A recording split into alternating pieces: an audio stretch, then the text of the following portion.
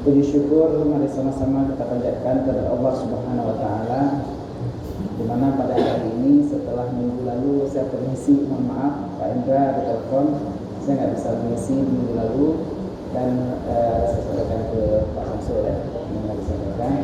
Jadi alhamdulillah hari ini kita bisa berjumpa kembali di suasana yang baru atau di luar. Lebih dingin memang di sini aja kan di dalam.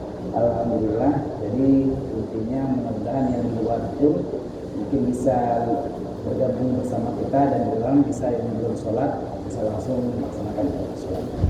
Sholat beriring salam mari selalu kita sembunyikan dari Nabi besar Muhammad Sallallahu Alaihi Wasallam, di mana pada hari ini kita masih mempelajari apa yang telah diajarkan oleh Rasulullah Sallallahu Alaihi Wasallam pada masa-masa pertama beliau mendapatkan risalah. Artinya dasar daripada kita mengenal agama Islam ini adalah mengenal Allah. Awwaluddin ma'rifatullah. Awal daripada agama adalah mengenal Allah. Sehingga dasar ilmu pertama harus kita pelajari adalah ilmu tauhid. Setelah ilmu tauhid ini kuat mendasar di diri kita, barulah kita mempelajari ilmu fikih, karena ilmu tauhid ini ibarat tanah, ilmu fikih itu ibarat tanaman, sedangkan terakhir ilmu tasawuf ibarat pagar yang memagari kita dari hal-hal yang membinasakan amal ibadah kita. Minggu lalu saya ditelepon Pak Samsul, Ustaz Samsul. Kemungkinan saya bertambah satu lagi tugas. Kemarin pertama saya ngajarnya kitab ini, kitab hadis. Setelah itu ini disuruh ngajar kitab tauhid. Tapi kemarin merasa spanduk sudah saya tak tunggu sekian. Oh ya, katanya ada tambah fikih lagi, tapi saya belum tahu kitab apakah fikih, apakah bebas. Untuk Zakashi fikih juga kitab apa? Fikih juga ya? Tafsir.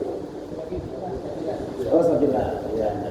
Itulah saya juga nggak tahu di Dr. Samsul katanya tentu pegang tauhid dan fikih juga, apakah harus mengambil kitab pada bagian fikih, sehingga kita apakah kita selesaikan tauhid ini.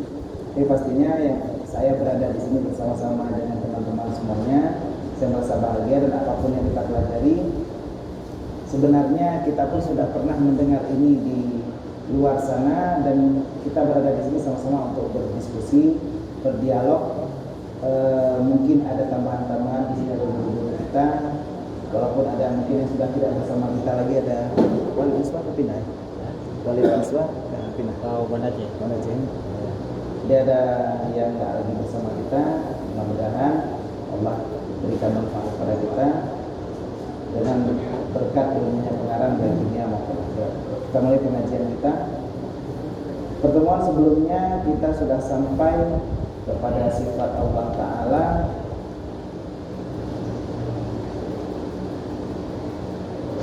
mukhalafatul lil hawadis. Di situ sudah kita pelajari bahwa Allah yang kita sembah setiap hari 5 kali sehari semalam kita sholat menghadap Allah. Allah yang kita sembah adalah Allah yang berbeda dengan makhluk. Nah, hari ini kita akan masuk ke sifat yang kelima, yaitu sifat qiyamuhu binafsi. Bismillahirrahmanirrahim. Qala al-musannif rahimahullah ta'ala wa nafa'ana bi umrihi fid dharain amin. Telah berkatalah pengarang, dan semoga semua kita yang hadir hari ini di LP kelas 2 Al-Usmani sebagai warga binaan dapat mendapatkan rahmat dan hidayah dari dunia pengarang dan dunia maupun akhirat. Amin amin ya rabbal alamin. As-sifatul khamisatul wajibatul lahu ta'ala al-qiyamu bin nafsi ay bidzati. Bermula sifat yang kelima yang wajib baginya Allah Ta'ala, yaitu berdiri dengan sendirinya. Artinya berdiri dengan zatnya Allah Ta'ala. Wa ma'nahu al-istighna'u anil mahalli wal mukhassasi wal mahalli zati wal mukhassasil mawjudi. Wa ma'na kaulillahi ta'ala qa'iman bi nafsihi annahu ghaniyun an zati yaqumu biha wa ghaniyun an mawjudin bi annahu ta'ala wal muwajjidi lil asya'i. Dan bermula maknanya berdiri dengan diri sendiri, artinya Allah terkaya Terkaya artinya tidak terlepas, tidak membutuhkan, tidak berhajat kepada sesuatu apapun. Anil mahalli, daripada tempat, dan mukhassis. Yang disebut mahal yaitu zat yang menjadi tempat bagi Allah Ta'ala. Wal mukhassis yaitu al-mujid, sesuatu yang menciptakan. Maka makna keadaan Allah Ta'ala itu berdiri sendirinya, bahwa Allah Ta'ala itu terkaya daripada zat, tempat berdirinya Allah dengannya zat, dan terkaya daripada pencipta, karena Allah Ta'ala adalah pencipta pada segala sesuatu. Kita bisa pahami daripada penjelasan hari ini bahwa Allah Subhanahu wa Ta'ala punya sifat berdiri sendiri. Berdiri sendiri punya arti dua. Berdiri sendiri artinya dua. Yang pertama, Allah Ta'ala tidak butuh tempat berdiri. Allah uronyo tanya tadu di atas semen, di atas musalla, di atas sajadah. Tapi Allah tidak butuh tempat. Dan ini tidak ada pada makhluk yang lain, karena Allah adalah pencipta segala makhluk. Yang kedua, Allah tidak butuh kepada pencipta. Jadi Allah terkaya daripada tempat dan terkaya daripada pencipta, daripada mujib. Karena Allah Ta'ala lah yang menciptakan segala sesuatu. Wajib kita yakini kitanya, wajib kita pahami kitanya, dan wajib kita ikut kitanya bahwa Allah Subhanahu wa Ta'ala yang menciptakan kita dan kita sembah sampai hari ini adalah Allah yang punya sifat qiyamu binafsi. Artinya Allah tidak butuh tempat dan tidak butuh kepada pencipta. Di tengah pembacaan kitab kita, kalau ada yang kurang paham boleh langsung beri tangan, atau ada yang mau bertanya silakan bertanya. Wa dalilu ala annahu ta'ala qa'imun bi nafsihi an taqula law kana Allah ta'ala muhtajan ila al-mahalli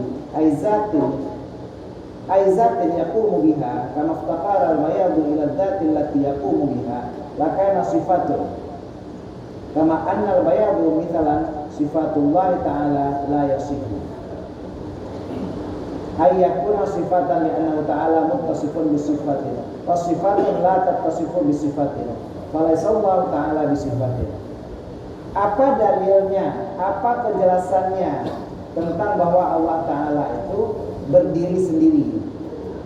Dalilnya, dan dalil di atas bahwasanya Allah Ta'ala berdiri dengan sendirinya, bahwa seandainya engkau berkata kalau Allah Ta'ala butuh kepada tempat, artinya butuh kepada zat yang Allah bertempat padanya zat, sebagaimana butuh putih kepada zat yang dimana dia bertempat, sungguh adalah Allah Ta'ala itu sifat, sama seperti putih itu sifat. Uronyo na warna putih, ya. Oh ya.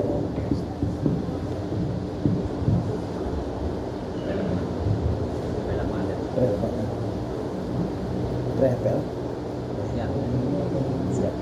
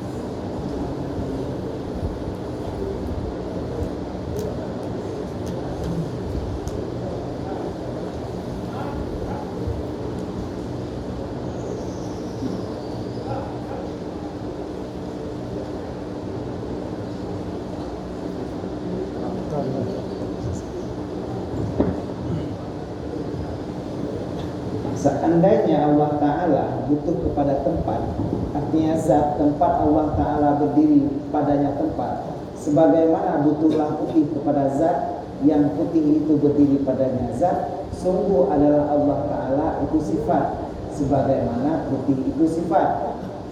Dan Allah Ta'ala dan bermula Allah Ta'ala tidaklah sah bahwa adalah Allah Ta'ala itu sifat. Karena kalau Allah Ta'ala itu sifat dan bersifat dengan sifat, sedangkan sifat tidak bersifat dengan sifat, maka sungguh Allah Ta'ala itu bukan sifat. Nah, penjelasan seperti ini. Hari ini kita lihat warna putih. Putih ini berada pada kertas. Warna putih ini tidak mungkin ada dan tidak mungkin melekat kalau tidak pada benda. Contohnya ini melekat pada kertas. Seandainya putih melekat pada udara saja kan tidak mungkin. Nah, mungkin warna putih tidak menyebabkan benda. Seandainya Allah butuh kepada sesuatu, artinya butuh kepada tempat melekatnya seperti ini, maka Allah Ta'ala itu sifat. Sedangkan kalau Allah Ta'ala itu sifat dan Allah Ta'ala itu sendiri bersifat dengan sifat. Karena Allah Ta'ala bersifat dengan sifat, pastinya Allah Ta'ala itu zat. Makanya Allah Ta'ala bukanlah sesuatu yang membutuhkan benda kepada Allah. Tempat beliau bertempat. Nah, inilah penjelasan bahwa Allah Ta'ala itu mustahil butuh kepada tempat yang dimana Allah berpijak pada tempat. Bisa dibayangkan? Belum bisa dibayangkan ya? Nah, jadi sesuatu yang butuh kepada tempat berpijak, artinya butuh kepada tempat yang harus ada dan tidak ada benda lain. Contoh seperti warna tadi, warna, rasa, atau seperti yang enak dibayangkan warna biru ini. Biru hari ini berada pada sajadah. Kalau seandainya biru ini tidak berada pada sajadah, dia tidak tahu bertempat di mana. Karena sesuatu yang membutuhkan tempat, pastilah dia zat seperti warna biru. Pastilah dia sifat seperti warna biru ini.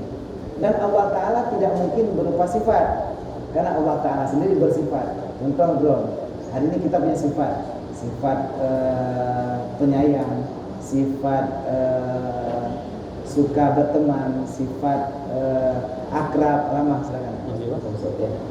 Kita punya sifat seperti itu karena sifat duduk pada kita disebut zat. Dan Allah hari ini tidak mungkin butuh kepada sesuatu yang lain. Apakah beda antara Allah tadi dengan sifat yang ada pada benda seperti ini? Beda. Karena sifat dia membutuhkan sesuatu tempat dia berada. Sifat panas duduknya pada api misalnya. Kalau tidak ada api, maka panas itu tidak tahu duduk di mana. Berarti Tengku, kalau untuk Allah tidak bisa kita bayangkan seperti apa tuh Tengku? Tidak bisa kita bayangkan. Kalau kayak gitu misalnya bertempat pada sesuatu tempat. Iya. Tapi kalau Allah kan tidak bertempat pada sesuatu tempat. Jadi tidak sampai pikiran kita. Tidak sampai pikiran kita. Habis berat. Memang ada betul. Coba kita bayangkan sesuatu yang ada bertempat. Jangankan kita pikirkan Allah. Dan saya sudah cerita kemarin. Jangankan kita berpikir bagaimana Allah itu bisa tapi tidak butuh kepada sesuatu. Pada beduk, kita saja tidak sanggup membayangkan apabila, saya kembali mengulangi, apabila saat hari kiamat tiba Allah menghilangkan semua sesuatu termasuk warna. Kalau warna putih hilang masih bisa kita bayangkan. Tapi kalau warna hitam hilang, bagaimana kita bisa membayangkan dunia tanpa warna? Bagaimana kita bisa tanpa warna? Karena setransparan apapun pasti ada sesuatu yang bisa kita bayangkan. Otak kita nggak sampai. Jadi warna itu sendiri butuh kepada tempat, karena warna itu adalah sifat. Jadi memang penjelasan kita tentang ilmu tauhid ini memang agak rumit, agak sulit untuk kusuk ini. Kasih dulu. Turunnya mana iya? Jadi ya tak ada ini sudah. Jadi kadang-kadang pembayangan kita, kalau misalnya kita bayangkan bagaimana sesuatu itu akan, ya seperti posisi seperti, enggak, itu biasa. Ambil beli minum. Doi. Doi. Dalam.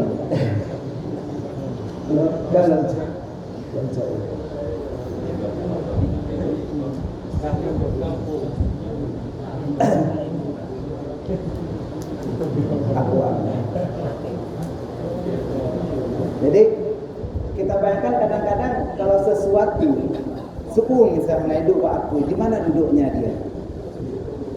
Kita bayangkan aja. Kalau posisi sesuatu gak ada tempatnya gak bisa, tapi inilah Allah. Air saja sendiri butuh pada tempat. Seperti tadi benda-benda yang lain dan sifat-sifat yang lain. Nah bayangkan hal yang paling kecil di dunia ini adalah sifat. Karena sifat itu bukan seperti zat, tapi sifat sendiri butuh kepada tempat di mana dia berada. Seperti tadi kita butuh kepada putih, butuh kepada kitab ini atau kertas ini untuk menempel. Warna pink ini butuh kepada kertas. Biru ini butuh kepada kain sajadah ini. Artinya sifat itu sendiri butuh kepada tempat. Tapi pikiran kita bukan juga kan hancur terbayangkan bagaimana ada sesuatu zat yang tidak butuh pada apapun. Nah inilah dia kebesaran Allah. Saat kita yakin ada zat seperti itu, patutlah kita menyembahnya karena hanya Allah satu-satunya zat yang patut kita sembah. Yang lain nggak mungkin. Tapi kalau kita berpikir situ gila lah kita. Gila. Makanya udah dengan ilmu tauhid, saya kadang-kadang susah mengajarkan ilmu tauhid kalau tanpa contoh-contoh karena susah kita bayangkan. Bagaimana kita bayangkan apui duit, berarti karena dompet dari apui dari dompet ya. Ada hal-hal yang kadang-kadang sulit kita bayangkan. Tapi beginilah Allah sebagai zat yang harus kita sembah dengan keajaibannya, dengan kehebatannya, dan ini tidak ada pada benda yang lain. Uronyo kita sembah patung. Patung itu butuh bertempat. Saat patung itu berada di atas meja, nah patung ni itu ejak, kaut-kaut dan tamang kena dalam kedai. Saat meja ini tidak ada, patungnya jatuh. Dia berdiri di atas tanah. Saat tanahnya longsor, dia jatuh. Artinya dia butuh kepada segala sesuatu yang lain. Tapi beda dengan Allah yang memang tidak butuh kepada apapun. Nah inilah hebatnya zat ini. Zat satu-satunya zat yang harus kita sembah. Dan satu-satunya zat yang benar-benar ada. Beda dengan yang lain. Sedangkan kita, makhluk-makhluk ini hanyalah bisa untuk menjalankan kehidupan yang Allah ciptakan. Tapi Allah tidak ciptakan pikiran kita sampai bagaimana bisa membayangkan ada zat seperti itu. Makanya dalam hadis qudsi dikatakan tafakkaru fi khalqillah wa la tafakkaru fi dzatillah. Berpikirlah kalian pada penciptaan Allah dan janganlah kalian berpikir pada zat Allah. Saya tak berpikir untuk ibandronya. Pada JP uronyo, lain tidak ada pada urut itu kira-kira ada bebas menghitung hari. Ada yang menghitung bulan, ada masih menghitung tahun, tapi yang pikir kedua bagaimana makhluk, jangan berpikir tentang Allah. Kita cukup mengetahui ada zat yang paling hebat, yang tidak butuh kepada apapun, itulah Allah dan saya sembah itu.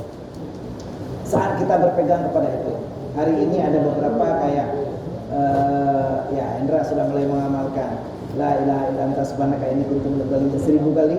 Sementara itu kita tunggu apa keajaiban yang terjadi pada beliau. Artinya sudah banyak yang mendekat kepada Allah. Dan kalau kita yakin dengan kehebatan Allah, Allah mampu melakukan segala apapun kepada kita, maka kita akan bertambah keimanan dan bertambah etikat kita kepada Allah dengan etikat yang sahih bahwa Allah yang kita sembah, Allah yang kita minta, Allah tempat kita berdoa adalah Allah yang berdiri dengan sendirinya dan tidak butuh kepada sesuatu yang lain. Segitu dulu.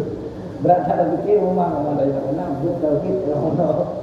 Jadi saya sendiri kadang-kadang lembut Mbak Abu Manan tauhid. Saat tadi dengar yang berat putar, emang kayak gitu bahasa kita terbawa jadi kepikiran jadi. Terbawa jadi kepikiran. Betul. Memang tauhid seperti itu. Makanya kadang-kadang kenapa pengajian tauhid saya kok pelan-pelan kalian sirah cuma sama sifat kita pelajari. Karena kalau terlalu parah, terlalu panjang pembahasan kita sendiri memang dan terbawa pikirannya. Makanya sekarang sambil kita nunggu ada pertanyaan atau ada sharing dari teman-teman, boleh sambil bertanya, karena kita nggak boleh ngaji panjang sekali kalau tauhid.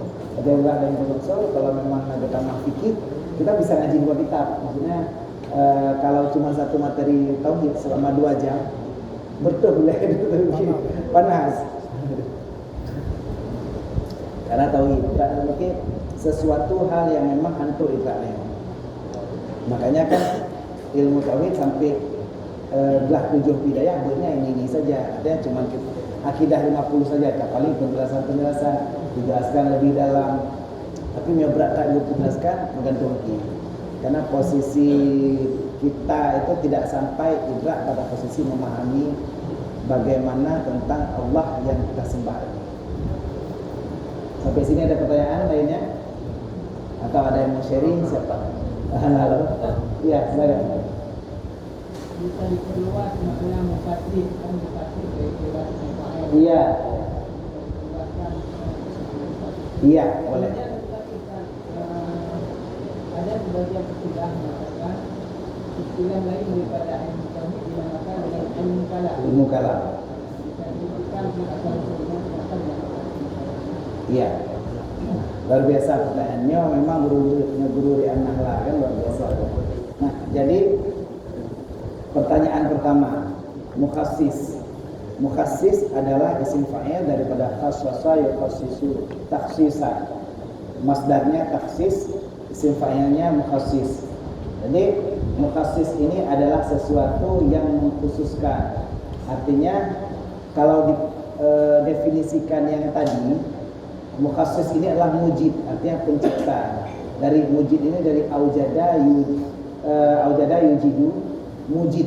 Mujid ini artinya pencipta. Nah, kenapa Allah Ta'ala didefinisikan? Saat Allah Ta'ala diartikan berdiri dengan diri sendiri, Allah Ta'ala diartikan terkaya daripada tempat dan mukhassis. Kita baca penjelasannya daripada mukhassis.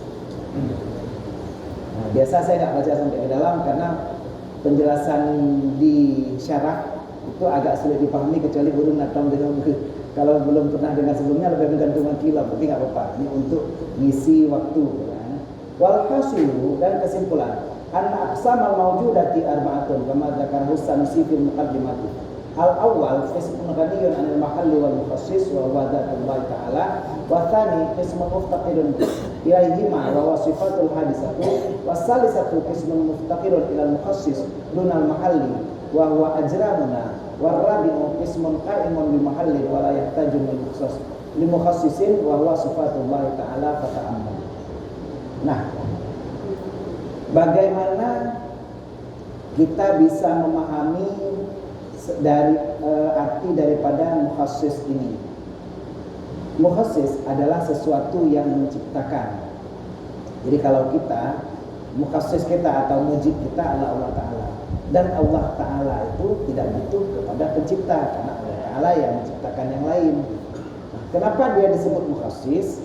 Karena mukhassis itu adalah yang mengkhususkan. Jadi sesuatu itu dari tidak ada menjadi ada. Kalau istilah dalam bahasa ilmu kalamnya, dalam bahasa ilmu tauhidnya disebut mukhassis.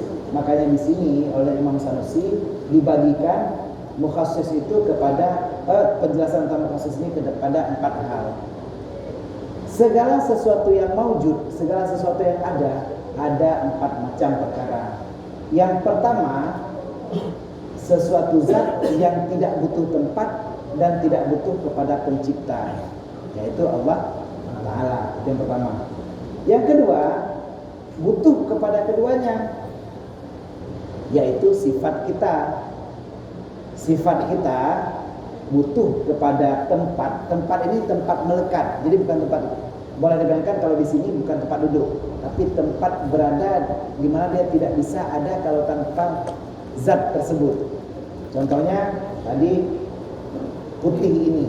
Putih ini kalau melekat pada kertas, dia tidak bisa lagi pindah ke tempat lain. Putih ini ternyata krok kertasnya, dianya hilang. Basah pada air, melekat pada tutup botol ini. Kalau dia dipindahkan ke sini, basahnya akan rusak dan hilang. Di sini hilang, di sini pun hilang. Bahkan kadang-kadang tidak bisa terpisahkan. Api saat tadi kita lihat melekat pada dompet. Begitu dibuka, apinya hilang, di dompet nggak ada lagi, di udara pun nggak ada lagi. Makanya dia itu butuh kepada tempat pertamanya. Itu disebut sifat kita, sifat orang yang hadis, sifat benda yang hadis, seperti warna dan sifat-sifat kita lainnya. Dia butuh kepada tempat dan butuh kepada si pencipta. Itu yang kedua. Yang ketiga, butuh kepada pencipta, mukhassis, muftakirin dalam mukhassis. Dia butuh kepada pencipta tapi tidak butuh kepada tempat. Contohnya wahwa ajramuna, tubuh kita atau bentuk kita tidak butuh kepada tempat. Artinya tidak mesti di situ. Contoh, hari ini kita taruh aqua ini di atas meja, tapi dia tidak butuh kepada ini. Dia bisa pindah ke sini. Dia juga bisa pindah ke sini, bisa pindah di sini. Dia tidak butuh kepada ini. Ini ajram namanya. Tapi dia kan masih butuh tempat. Butuh tempat, tapi tidak khusus. Ini bedanya mahallun dan mukhassis tadi. Tempat yang dimaksud di sini tempat yang dia tidak bisa terpisahkan. Jadi beda dengan tempat saat kita cerita di Mukhalafatul Wadis kemarin. Kalau cerita di Mukhalafatul Wadis kemarin, Allah berbeda dengan makhluk. Saat makhluk duduk, Allah tidak duduk. Saat ada ayat Ar-Rahmanu 'alal 'arsy istawa, Allah beristiwa di atas arasy. Istiwa itu bukan duduk, karena istiwa nggak mungkin Allah duduk seperti kita duduk. Tapi posisi yang disebut mahallun di sini, tempatnya adalah tempat yang tidak bisa terpisahkan. Enak dibayangkan seperti inilah tadi misalnya. Warna putih duduk di hitam. Saat hitam atau di hijau, warna hijau duduk di baju. Bisakah hijau ini dipisahkan dari baju? Bisa. Di tempat lain. Ada tempat lain tapi di sini nggak ada lagi. Jadi si hijau ini nggak bisa berdiri sendiri tanpa tempat gitu maksudnya. Si hitam di baju, si hitam di peci ini, dia tidak bisa hilang, artinya tidak bisa melekat. Si hitam berdiri sini dulu nggak bisa gitu. Saat melekat tempat lain, di sininya hilang. Jadi itu posisi mahallun, posisi di sini. Jadi mukhassis adalah pencipta yang menciptakan kepada benda tersebut. Tempat melekat. Jadi mahallun itu bukan tempat duduk, tempat melekat, posisi di sini. Nah makanya pertanyaan itu tadi, bagaimana makna mukhassis ini? Penjelasan dalam ilmu tauhid atau ilmu kalam. Disinilah kenapa kalam itu, kenapa ilmu tauhid disebut ilmu kalam? Ilmu kalam ini kalam adalah perkataan. Jadi dulu orang-orang berdebat dengan ilmu tauhid ini, sehingga disebut ilmu kalam. Ilmu kalam ini adalah ilmu tempat berdebat karena mencari-cari membacakannya, ilmu tauhid ini. Pemahaman setiap orang ibraknya rata-rata nggak dapat sama. Beda dengan ilmu fikih. Ilmu fikih saat dipegang, nyo dengku berdepat ruang. Semua orang mengerti depan ruang. Dengku wadana sujud inang aki sampai seluruh aki berkenan mak tempat musalla. Semuanya paham. Kita bisa satu bahasa, bisa satu pemahaman. Tapi ilmu tauhid urutnya mana 80 dia mana 80 beda pemikiran. Nah yang hukum lagi ada kamu kan bertempat. Saya kan juga bertempat, tapi kenapa kok jadi posisi ketiga di sini bukan posisi kedua?